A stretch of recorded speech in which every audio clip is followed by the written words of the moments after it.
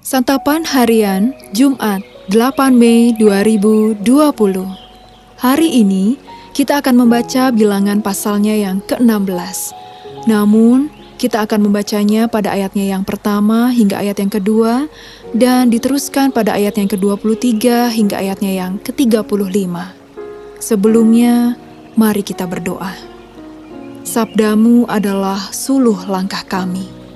Bersabdalah ya Kristus, kami siap menerima dan melakukan dalam setiap langkah kami. Di dalam Kristus Yesus, kami berdoa. Amin. Bilangan pasal 16 ayat 1-2 dan ayat 23-35.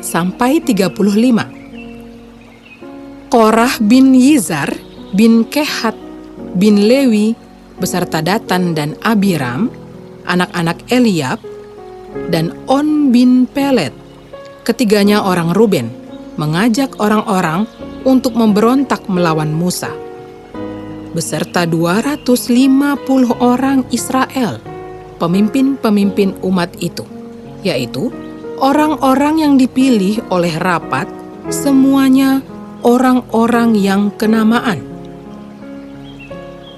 Maka berfirmanlah Tuhan kepada Musa, katakanlah kepada umat itu, pergilah dari sekeliling tempat kediaman Korah, Datan dan Abiram. Lalu pergilah Musa kepada Datan dan Abiram, dan para tua-tua Israel mengikuti dia.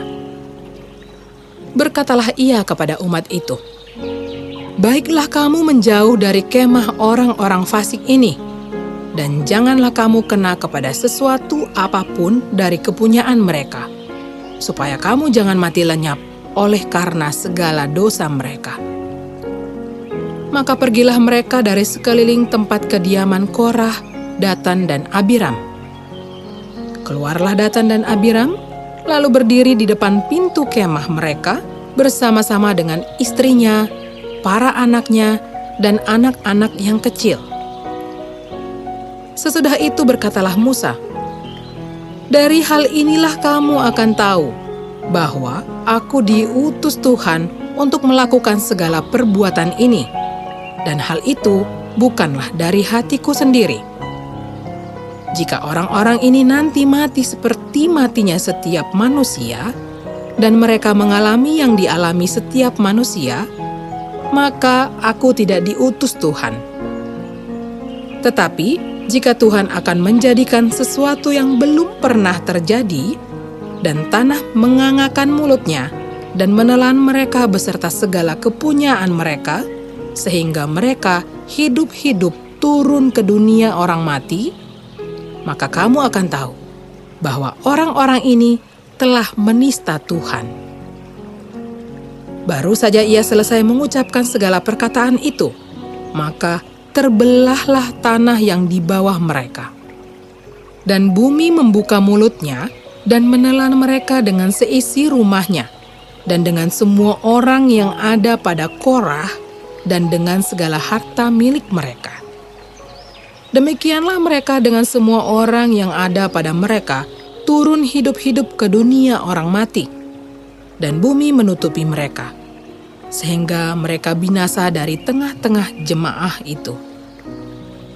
Dan semua orang Israel yang di sekeliling mereka berlarian mendengar teriak mereka, sebab kata mereka, jangan-jangan bumi menelan kita juga. Lagi keluarlah api berasal daripada Tuhan, lalu memakan habis ke-250 orang yang mempersembahkan ukupan itu. Sahabat Santapan Harian, pemberontakan merupakan tindakan tidak terpuji. Ada banyak alasan mengapa seseorang atau sekelompok orang memberontak. Dari bacaan kita, pemberontakan terjadi karena dua motif utama. Pertama, pemberontakan yang dilakukan oleh Korah dan 250 pemimpin umat.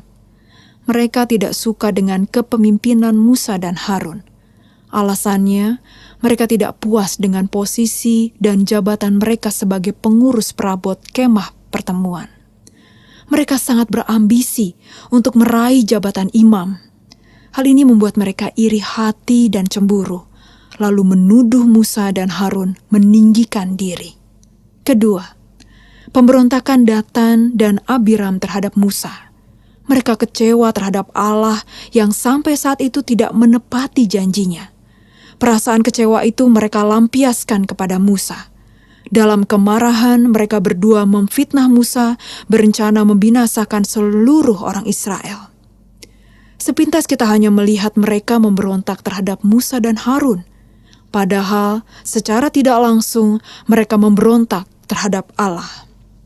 Sebab Allah lah yang mengutus Musa dan Harun untuk memimpin mereka.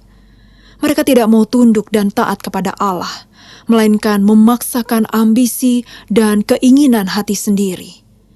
Terkadang kita suka melakukan hal yang dilakukan Korah, Datan, dan Abiram. Kita memberontak terhadap pemimpin gereja karena keputusan dan cara mereka memimpin. Kita sering memprotes dan mengeluh, bahkan berpikir negatif tentang para pemimpin gereja.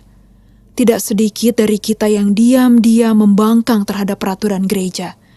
Kita lebih menyoroti sisi negatif para pemimpin gereja sehingga lupa bahwa mereka adalah hamba Tuhan yang punya kelemahan.